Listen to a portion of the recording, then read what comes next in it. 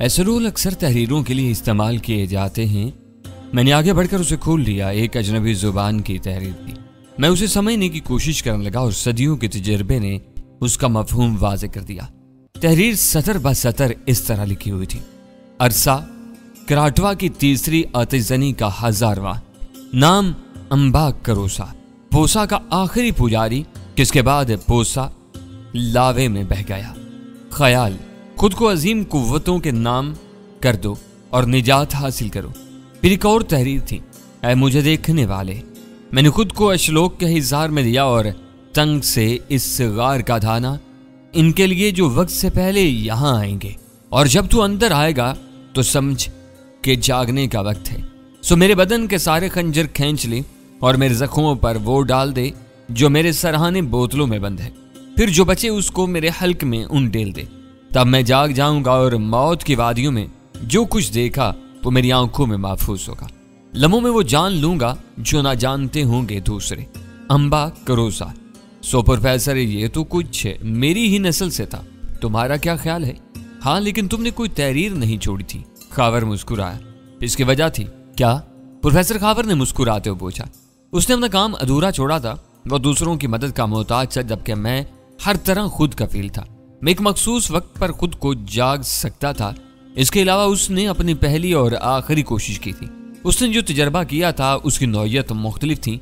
वो क्या? एक मखसूस तरीके से उसने खुद को कत्ल कर लिया था, लेकिन उसकी मसनूई मौत की एक मियाद थी, और उसके बाद जो भी उसे जिंदगी मिलती सिर्फ उन लम्हात के लिए जो उसकी जिंदगी में बाकी रह गए थे। जबकि मेरी कैफियत दूसरी थी। क्या यह तजर्बा आम है? प्रोफेसर ने पूछा। हाँ, इसे एक मुजाहिदे से ताबीर किया जा सकता है, लेकिन इतना आम भी नहीं कि हर शख्स कर सके। तभी खावर ने कहा, और फिर खामोश होकर उसके आगे बोलने का इंतजार करने लगा। तो प्रोफेसर, मैंने उस शख्स की तहरीर पढ़ी जिसका नाम अम्बा करोसा था, और फिर यह तो नामुमकिन था कि मैं उसके कहने के मुताबिक न करता, उसकी यह ख्वाहिश पूरी न करता। चुनने से पहले मैंने उसके बदन के सारे खंजर खींच लिए जो नीचे से खून आलूद थे। गोया उसके बदन में नीचे खून मुतहर्रिक और पतला था। मैंने सारे खंजर खींच लिए और फिर चमड़े की बोतलें खोलकर उनका सयाल उसके जख्मों पर उंडेल दिया। सारे काम मैंने उसके कहने के मुताबिक किए थे। तब मैंने देखा कि उसके जख्म हैरत अंगेज तौर पर मुंतमिल होने लगे थे। इस काम में गो खासा वक्त लगा, लेकिन इस वक्त जब तक सूरज नहीं डूबा था उसने आंखें खोल दी। खून के मानिज सुर्ख आंखें, जिन्हें उसने खोलते ही बंद कर लिया और फिर देर तक बंद किए रखा। अभी उसकी हवास वापस नहीं आए थे, लेकिन इसमें ज्यादा देर नहीं लगी। उसने फिर आंखें खोल दी और फिर इन्हें बार बार खोलने और बंद करने लगा। तब मैंने उसके नीचे रखे हुए कपड़ों में से एक कपड़ा हासिल किया और उसे इस सयाल में भिगोकर उसकी आंखों पर रख दिया। अम्बा करोसा को इससे शदीद फरहत महसूस हुई थी। उसने जुम्बश नहीं की और उसी तरह खामोश पड़ा रहा। थोड़ी देर के बाद मैंने उसकी आंखों से कपड़ा हटा लिया और फिर उसके बिल्कुल सामने आ गया। उसकी आंखों की पुतलियां ठिठक सी रही थी। वो इन्हें हिलाना तक भूल गया था। हाँ प्रोफेसर, उसकी कैफियत इस नौजायदा बच्चे की सी थी जो कुछ नहीं जानता। शायद उसे उम्मीद नहीं थी कि उसके जागने के बाद उसकी हालत क्या होगी, लेकिन इस वक्त वो बिल्कुल बेबस था। मैंने उसकी हालत देखी और मेरे होंठों पर मुस्कुराहट फैल गई। ये शख्स अपनी हालत में वापस नहीं आ सकता था अगर उसे एक मखसूस अंदाज में बेदार न किया जाता, और यह तरीका मैं जानता था। चुनांचे मैंने उसके सीने पर जोरदार घूंसा रसीद किया और उसके चेहरे पर तकलीफ के आसार नमूदार हो गए। गोया उसके अंदर एहसास जागा था। फिर मैंने उसे उठाकर दूर फेंक दिया। उसे शदीद चोट लगी थी, लेकिन गिरते हुए उसने खुद को संभालने की कोशिश नहीं की थी। मैं फिर उसके करीब पहुंच गया और मैंने फिर उसे उठाकर फेंक दिया और मेरे होंठों पर मुस्कुराहट फैल गई। इस बार उसने खुद को संभालने के लिए दोनों हाथों का सहारा लिया था। मैं तीसरी बार उसके नजदीक पहुंचा और उसकी आंखों में खौफ के आसार उभर आए। मैंने उसे उठाया। इस बार तो मैं पूरी ताकत से जमीन पर ते मारूंगा, मैंने खौफनाक अंदाज में कहा और उसने गर्दन हिलाई। फिर उसके मुंह से नहीफ सी आवाज निकली, नहीं नहीं, रुक जाओ, हरगिज नहीं, मैं तुम्हें मार डालूंगा। मैंने उसे फिर एक तरफ फेंक दिया। रुक जाओ रुक जाओ रुक जाओ, उसने कहा और मैंने उसे सहारा देने के लिए हाथ आगे बढ़ा दिया। उसने सहमे हुए अंदाज में हाथ आगे बढ़ाया। तब मैंने उसे उठाकर खड़ा कर लिया और वह खड़े होकर झूलने लगा। अभी उसके जिस्म में खून रवा नहीं हुआ था। तब मैं उसे सहारा देकर गार में चलाने फिराने लगा और थोड़ी देर के बाद वो बिल्कुल ठीक हो गया। उसने बरसों के मराहिल लम्हात में तय कर लिए थे और ये मेरी कोशिश थी। फिर उसके हवास पूरी तरह बहाल हो गए। अम्बा करोसा, क्या तुम खुद को जानते हो? मैंने पूछा। हाँ, मैं अम्बा करोसा हूँ। अब तुम ठीक हो? इंतजार करो, मैं तुम्हारे लिए फल वगैरह लेकर आता हूँ, मैंने कहा और फिर मैं उस गार से रेंग कर बाहर निकल आया। बाहर फल मौजूद थे मैंने उनमें से थोड़े से खा लिए थे। बचे हुए फल लेकर मैं सीधा अंदर आ गया। अम्बाकरोसा जमीन पर बैठा करा रहा था। मेरे पटकने से उसके बदन में काफी चोटें आई थी। मैंने उसे फल दिए जिन्हें उसने थोड़ी देर में चट कर लिया और फिर शायद उसके बदन में कुछ तवानाई आई, वो उठकर बैठ गया। उसने भराई हुई आवाज में कहा, ओह हाँ, इन फलों से तुम्हारा कोई भला नहीं हुआ होगा, लेकिन मेरे दोस्त इनके अलावा यहाँ कुछ और था भी नहीं, लेकिन मैं भूखा हूँ। वो अजीब से लहजे में बोला, तब आओ बाहर आओ। मैंने कहा और वो मेरे साथ चल पड़ा। वो भी रेंग कर बाहर आया और मुतहय्यराना निगाहों से इस माहौल को देखने लगा। ये सब कुछ बदल गया, ये सब कुछ कितना बदल गया। उसके मुंह से आवाज निकली, तुम्हारी भूख के लिए मैं क्या बंदोबस्त करूं? इन दरख्तों में और कुछ नहीं मिलेगा। मैं सख्त भूखा हूं और महसूस कर रहा हूं कि अगर मुझे कुछ खाने को ना मिला तो हवास खो बैठूंगा। मैंने गहरी सांस ली। अब शिकार के अलावा और कोई चारा नहीं था। इत्तेफाक से जंगली बकरी दौड़ती नजर आ गई और मैं उसके पीछे दौड़ने लगा। मैंने बकरी को पकड़ लिया। काफी ताकतवर थी और खूब उछल कूद कर रही थी।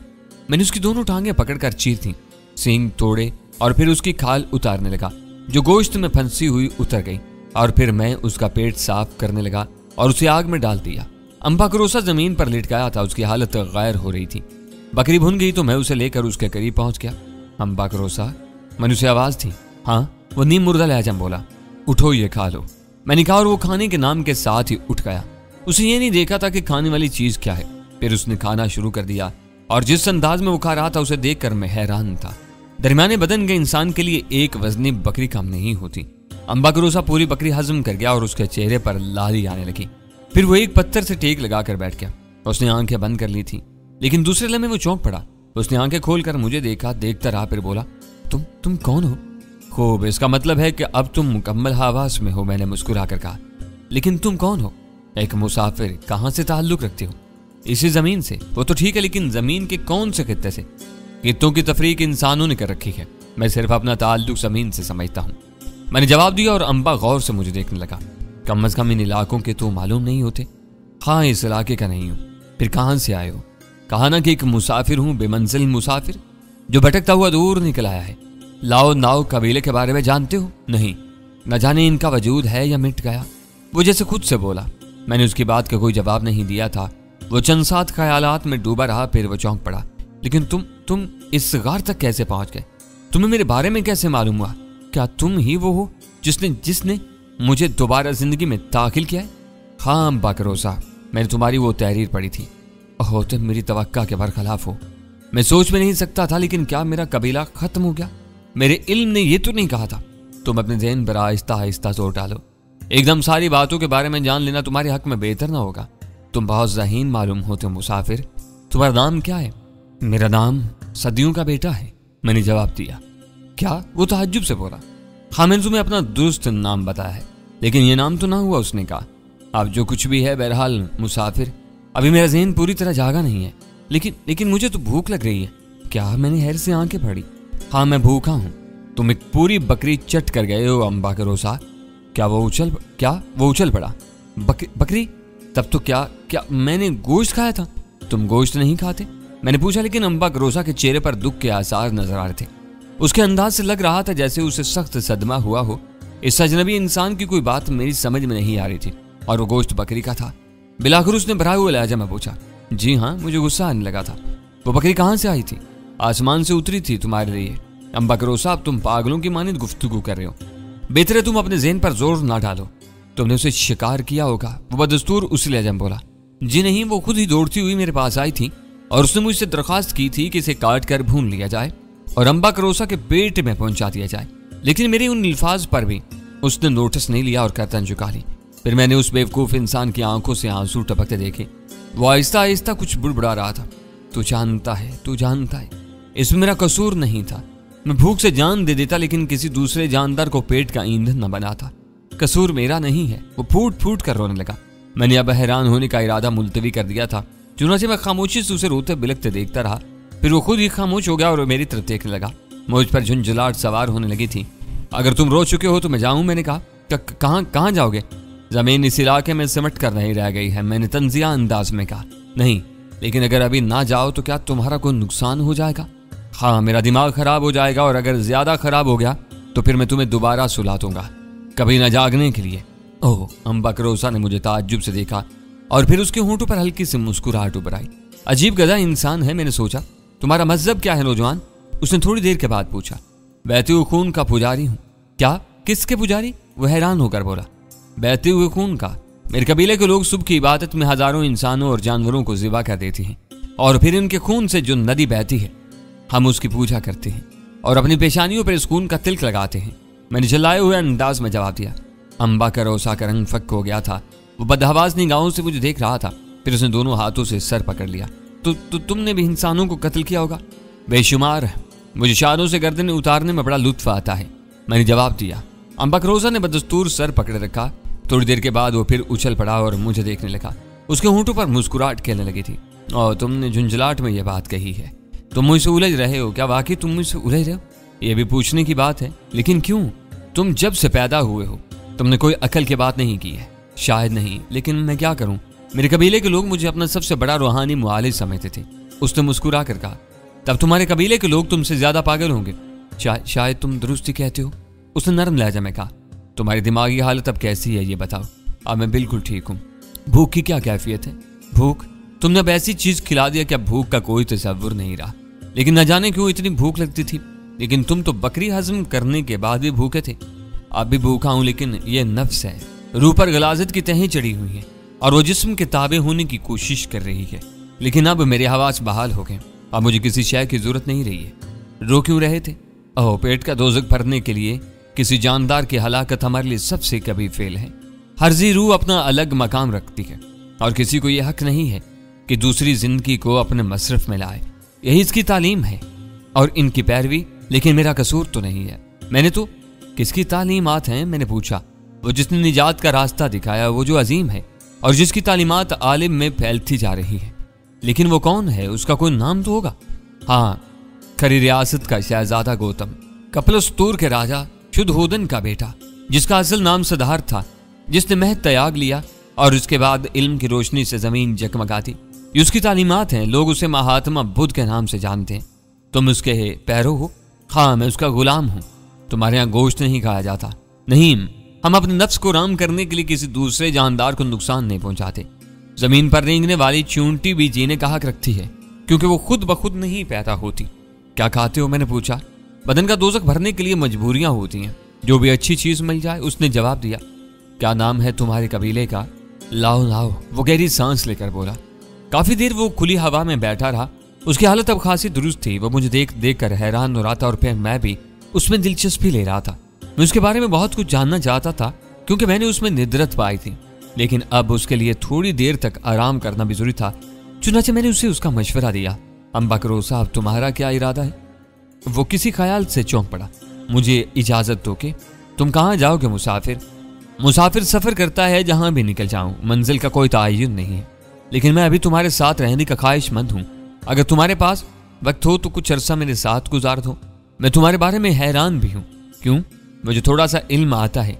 जिस वक्त तुमने बताया कि तुम खून के पुजारी हो, तो मैंने अपने इल्म को आवाज दी और तब मुझे पता चला कि तुम मेरी हालत की वजह से ऐसी बात कर रहे थे। ये ठीक है, तुम्हारे रवैये से मुझे गुस्सा आ गया था, मैंने जवाब दिया। इसके अलावा तुम्हारे बदन में मुझे कुछ नहीं मालूम हो सका। तुम्हारा इल्म तुम्हें बता देगा, मैंने मुस्कुरा कर कहा। मैं एक लंबे अरसे के बाद जागा हूँ। अभी मेरी हालत ठीक नहीं है। मुझे तुम्हारे सहारे की जरूरत है। क्या तुम मुझे सहारा दोगे? जरूर, लेकिन इस हालत में कि तुम अगर हवास में रहो। तुम्हारी बदहवासी मुझे घृणा गुजर रही है, मैंने साफ अल्फाज में कहा। मैं पूरी कोशिश करूंगा। तब ठीक है, क्या हम वापस गार में चलें? चलो। मेरे ज़हन में बेशुमार उलझने हैं। मैं अकेला परेशान हो जाऊंगा। मुझे तुम्हारे सहारे की सख्त जरूरत है, उसने खोए खोए अंदाज में कहा। मुझे वापस गार में लाया और वो गार की सारी चीजों को गौर से देख रहा था। फिर वो आहिस्ता से बोला, न जाने मेरे कबीले का क्या हशर हुआ। क्या तुम अपने अंदर कमजोरी महसूस कर रहे हो? मैंने पूछा। कोई खास नहीं, बस भूख लग रही है। क्या तुम्हारा जिस्म और खुराक कबूल कर सकेगा? मैंने पूछा और वो कुछ सोचने लगा। फिर बोला, मेरा ख्याल है ये तवील अरसा की भूख है, ज्यादा खाओगे तो मर जाओगे। शायद, उसने आहिस्ता से कहा। फिर बोला, वैसे तुम हैरत अंगेज हो। अगर तुम्हारा ताल्लुक इन इलाकों से नहीं है और लगता भी यही है, तो फिर तुम हमारी जुबान से कैसे वाकिफ हो? मैं दुनिया की बेशुमार जुबानों से वाकिफ हूँ। हाँ, तुम हैरत अंगेज इंसान हो। तुमने सब कुछ मेरी हदायत के मुताबिक किया, लेकिन मेरे बदन में अब भी टीसें उठ रही हैं। तुमने मुझे उठा कर जमीन पर क्यों मारा था? आपने इल्म से पूछो, मैंने जवाब दिया। तुम ही बता दो, उसने थके थके लहजे में कहा। बात बहुत तवील हो जाएगी, मैंने कहा। क्या मतलब? अम्बकरोसा ने पूछा। मतलब ये कि अम्बा करोसा तुम्हें शुरू से अपने बारे में बताना पड़ेगा कि तुमने जो कोशिश की थी वो किन ख्यालात पर मबनी थी, तुम क्या चाहते थे और कितना अरसा तुम इस हालत में गुजर गया और इस दौरान तुमने क्या कुछ किया, तुम ये सब कुछ बताओगे? मैंने कहा और अम्बा करोसा किसी सोच में डूब गया। चंद साथ के बाद उसने कहा, ओह मैं तुम्हें ये सब कुछ बता दूंगा, इसमें छुपाने की कोई बात नहीं है। उसने जवाब दिया, ठीक है अम्बा करोसा, तब तुम मुझे बता दो, पहले तो मेरी एक बात का जवाब दो। उसने मुझे देखते हुए कहा, चलो पूछो, ये बताओ कि मुझे इस हालत में देखकर तुम्हें कोई हैरानी नहीं हुई? हालांकि खुद मेरे अपने कबीले के लोग इस वक्त यही समझते थे कि मैं पागल हो गया हूं और जान देने पर आमादा हो चुका हूं। उन्होंने इसे सिर्फ एक बलिदान समझा था और शायद तवील अरसे तक वो लोग यही सोचते रहे थे कि मैंने जो कुछ कहा है इसमें कोई हकीकत नहीं है, बल्कि उसके पीछे मुक्ति हासिल करने का जज्बा कार फरमा है। लेकिन मेरे जहन में ये बात थी और मुझे यकीन था कि मैं जो कुछ कर रहा हूँ इसका नतीजा वही निकलेगा जो मेरे जहन में मौजूद है। हाँ, मैं नहीं जानता था कि जब मैं जागूंगा तो वो हालात क्या होंगे, ठीक है, लेकिन वो सिलसिला क्या था? मैं तुम्हें बता चुका हूँ जवान कि मैं बुद्ध मत का पैरो हूँ। हमारे यहाँ बहुत सी चीजें ऐसी होती हैं जो हमें तरकीबें दुनिया सिखाती हैं। हम दुनिया से इस तरह निजात हासिल करने की कोशिश करते हैं और ये बुद्ध की तालीमात का एक हिस्सा है। गो महात्मा बुद्ध ने यह नहीं कहा कि इंसान दुनिया में रहकर दुनिया को छोड़ दे, लेकिन उन्होंने नफ्स को कत्ल करने का मशवरा अपने हर सबक में दिया है। इस वक्त जब मैं अपने कबीले में रूहानी रहनुमा की हैसियत से मकबूल था कि एक दिन मुझे अपनी मकबूलियत का ख्याल आया। मैंने सोचा कि बेशुमार लोग मेरा कितना एहतराम करते हैं, कितनी इज्जत करते हैं, दुनिया की हर आसाइश मुझे हासिल है। तब मुझे एहसास हुआ इन आसाइशों को हासिल करके मैं गुनाह कर रहा हूँ और ये गुनाह नाकाबिले मुआफ़ी है। अगर मैं इसी दुनिया में इन्हीं हालात में रहता तो दुनिया से दूर नहीं हो सकता था, क्योंकि मेरा एहतराम करने वाले अपने एहतराम में कमी नहीं कर सकते थे। सो मैंने यही सोचा कि खुद को किसी ऐसी तकलीफ में डालूं कि अब तक जो आसाइशें मुझे मुहैया रही हैं इनका कफ़ारा भी अदा हो जाए और मैं निजात भी हासिल कर सकूं। इसी तरह मैं आसाइशों की जिंदगी से दूर हो सकता था। मेरे इल्म ने मुझे बताया कि अगर मैं खास अंदाज में कुछ जड़ी बूटियों का सहारा लेकर एक खास अंदाज में मौत की नींद सो जाऊं तो एक तवील अरसे के बाद मेरी जिंदगी मुझे वापस मिल जाएगी। जब मेरे इल्म ने मुझे यह बताया नौजवान, तो मेरे दिल में यह ख्वाहिश पैदा हुई, क्यों ना मैं बुद्ध की तालीमात का सहारा लेकर देखूं इंसान कहाँ तक तरक्की करता है और वो दौर जिसमें मैं जिंदगी मुझे वापस मिलेगी कौन सा दौर होगा, इसमें कौन सी तब्दीलियां होंगी। सो मैंने जड़ी बूटियों से ऐसा महलूल तैयार किया कि वो नई जिंदगी हासिल करने में मेरा मुआवन साबित हो। मैंने चंद रोज जानवरों पर इस महलूल के तजर्बात किए और जब अपने तजर्बात में कामयाब रहा तो मैंने इस गार में आकर खुद को हलाक कर लिया। ये खंजर जो तुमने मेरे बदन से निकाले हैं मैंने अपने हाथ से अपने बदन में दाखिल किए थे और कोशिश की थी कि तड़पने भी ना पाऊं। बड़ा अजियतनाक और सबर आजमा वक्त था नौजवान मुसाफिर, लेकिन मैं उस कड़े वक्त को झील गया। ये मेरे गुनाहों का कफ़ारा था। मैंने एक तहरीर लिख दी और गार के दहाने को इस कदर तंग कर दिया कि लोग मुझ तक न पहुंच सके। हाँ, मैंने अपने इल्म से इस बात का तयन कर रखा था कि जब मैं जागना चाहूं तो मेरे लोग इस वक्त मेरे पास पहुंच सकते थे और मेरे इल्म की ताकत इस गार के दहाने को इस कदर कुशादा कर देती कि वो अंदर दाखिल हो सकते। और वो अंदर दाखिल होने वाले नौजवान, मैंने ये तहरीर तुम्हारे ही लिए रखी थी। सो तुम आ गए और ये इत्तिफाक ही है कि तुम इतने ज़हीन निकले क्योंकि तुमने सारे काम मेरी मर्जी के मुताबिक किए जिनसे मैं जिंदगी पा सकता था। खूब अम्बा करोसा, खूब। बहसूरत तुम साहिब इल्म आदमी हो, लेकिन एक बात मेरी समझ में नहीं आई। मैंने कहा, कौन सी बात? उसने पूछा। अम्बा करोसा, तुमने कहा कि तुमने गार के दहाने को तंग कर दिया और फिर तुम्हारे इल्म ने इसे कुशादा कर दिया। क्या तुम्हारी चट्टानों में फैलने और सुकड़ने की कुव्वत मौजूद है? मैंने पूछा और अम्बा करोसा के होंठ पर मुस्कुराहट फैल गई। हाँ, इल्म बड़ी कुव्वतें रखता है। क्या तुम इस छोटे से गार को एक बड़े दरवाजे की शक्ल में देखना पसंद करोगे? उसने कहा और मेरी आंखों में दिलचस्पी उमड़ आई। जाहिर है मैं इस तजर्बे से इनकार नहीं कर सकता था, चुनाचे मैं गर्दन हिलाने लगा। तब तुम ये खेल देख लो और इसके बाद ये समझ लेना कि अम्बा करोसा का इल्म इतना कमजोर नहीं है। उसने कहा और फिर वो आंखें बंद करके जमीन पर लेट गया। मैं हैरत और दिलचस्पी से उसे देख रहा था। अम्बा करोसा ने आंखें बंद कर ली और दोनों हाथ सीने पर रख लिए। अजीब सा लग रहा था वो। फिर उसके होंठ आहिस्ता आहिस्ता हिलने लगे। वो कुछ पढ़ रहा था और चंद साथ इसी तरह बुड़बुड़ाता रहा। उसके बाद दफातन रोशनी तेज होने लगी और मैंने चौंक कर दरवाजे की जानिब देखा। चट्टानें अपनी जगह छोड़ रही थीं और दरवाजा चौड़ा हो रहा था और मेरी आंखें हैरत से फटी आ रही थी। मशरिक में मैंने जादू देखा था, बल्कि यूं कहना चाहिए कि मेरी जिंदगी का बदतरीन दौर था जिसमें दूसरों के हाथों उलझनों का शिकार रहा और जादू सीखने की कोशिश में जलीलो ख्वार हुआ, लेकिन मैं जादू नहीं सीख सका था। मशरिक का ये इल्म मेरे लिए काफी दिलकश था, लेकिन प्रोफेसर शायद उसे सीखना मेरे मुकद्दर ही में नहीं था। अब इस शख्स की यह अनोखी कुव्वत देखकर मेरे ज़हन में फिर वही जज्बा बेदार हो गया और मेरे दिल में इसकी इज्जत बढ़ गई। मैंने सोचा कि मैं इस शख्स की ज्यादा से ज्यादा खिदमत करूं ताकि वो मेरा दोस्त बनकर मुझे ये इल्म दे सके। गार का दरवाजा इतना कुशादा हो गया था कि अब उससे 2-3 आदमी बासानी गुजर सके। तब अम्बा करोसा ने आंखें खोल दी। उसने दरवाजे की तरफ देखा और उसके होंठों पर मुस्कुराहट फैल गई। बहुत खूब, मैं तुम्हारे इल्म का कायल हो गया हूँ अम्बा करोसा। इस तरह मैंने अब इस दौर में आंख खोली है। न जाने कितना वक्त बीत गया है। तुमने अपने जागने के लिए किसी वक्त का तयन किया होगा। हाँ, आधी सदी का अंदाजा लगाया था मैंने। ये तो ज्यादा वक्त नहीं है मेरे ख्याल में तुम्हारे। मैं अचानक रुक गया। मुझे वो लोग याद आ गए थे जो यहाँ पूजा करने आए थे। हाँ, तुम्हारे ख्याल में? अम्बा करोसा ने पूछा। अब ये सिर्फ ख्याल नहीं बल्कि हकीकत है अम्बा। क्या? यही कि तुम्हारा कबीला मौजूद है और इसने तुम्हें भुलाया नहीं है। क्यों? तुम ये बात किस तरह कह सकती हो? इसलिए कि तुम्हारे कबीले के लोग अब भी तुम्हारे पास आते हैं। वो तुम्हारे जागने के मुंतजिर हैं और यहाँ आकर पूजा करते हैं। तुम्हें कैसे मालूम? मैंने उन्हें खुद देखा है। कब, कहाँ? उसने बेइख्तियार पूछा। उसके चेहरे पर खुशी नजर आने लगी थी और जवाबन मैंने उसे तफसील बता दी। अम्बा करोसा बहुत खुश नजर आ रहा था। फिर उसने आंखें बंद करके कहा, तो मेरे कबीले ने मुझे याद रखा। यकीनन मुझे उनकी सलामती की खुशखबरी सुनकर बहुत खुशी हुई है, वरना यहाँ इस माहौल में काफी तब्दीलियां हो गई हैं। क्या तुम इन्हीं की वजह से इस गार की तरफ मुतवज्जा हुए थे? हाँ, ये सब फितरत के राज हैं जिनके बारे में उसने खुलकर बताया है। उसने कहा है कि हर काम फितरत के असूलों के मुताबिक है। तुम सोच सकती हो वो मौजूद है और मुमकिन है, नामुमकिन बात तुम्हारे ज़हन में आ ही नहीं सकती। और कितना सच कहा है उसने। मैंने उसकी बात का कोई जवाब नहीं दिया। तब उसने ही कहा, लेकिन अब तुम ये बताओ कि तुम मुझे क्या समझते थे और तुमने मेरे साथ ये सब सलूक क्यों किया? मैंने मुस्कुराते उसे देखा और बोला, यह तुम्हारे हक में बेहतर था। क्यों? तुमने अपने जागने के बाद के हालात का तयन नहीं किया था। तुमने ये नहीं सोचा था कि आधी सदी के बाद जब तुम जागोगे तो तुम्हारे आज़ा और तुम्हारा जहन सो चुका होगा। जड़ी बूटियों ने तुम्हारी जिंदगी तुम्हें वापस दे दी, लेकिन इसके बाद हालात पर तुमने गौर नहीं किया था। कि क्या मतलब? क्या कहना चाहते हो तुम जागे अम्बा करोसा तो तुम्हारे ज़हन में कुछ नहीं था। तुम इस बच्चे की मानी थे जो नौज़ायदा बच्चा होता है और उसे दुनिया के बारे में कुछ मालूम नहीं होता। तुम्हारी आंखों की पुतलियां तक तुम्हारे काबू में नहीं थी। जिस तरह एक नौज़ायदा किसी शय पर निगाह नहीं जमा सकता। फिर? अम्बा करोसा ने ताज्जुब से पूछा। इसी तरह तुम अपने आज़ा को भी जुम्बिश नहीं दे सकते थे। अगर तुम इस हालत में वक्त गुजार लेते और ये सूरज भी ढल जाता तो तुम इस गार में मर जाते। जाहिर है तुम्हारे ज़हन में कोई तहरीक ना होती और तुम भूखों मर जाते। तो जो कुछ तू कह रहा है वो मुमकिन है, वो हकीकत है। फिर उसके बाद क्या हुआ? मैंने सोचा कि तुम्हें होश तक लाने के लिए ऐसी हरकत जरूरी है जो तुम्हें हवास में वापस करते।